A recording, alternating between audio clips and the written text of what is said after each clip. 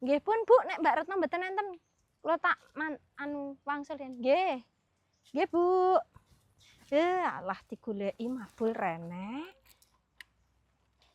Alah. Alah, lah, montor nek ngene iki ya to ya. Ning sadurunge aku iki golek bantuan sik ngebel sik. Montore mogok kowe jaluki tulung ya ora iso. Halo, Bu Joko, montorku mogok ning ngarep omahmu. Nggih, ning omahe sampean kok mu, ya ta. Asopan. Nggih, nggih. Mogok mboten ngertos. Oh, ditulungi Pak Joko. Nggih pun tur nuwun, pakewuh tenan lho niki. Oh, nggih. Nggih, nggih.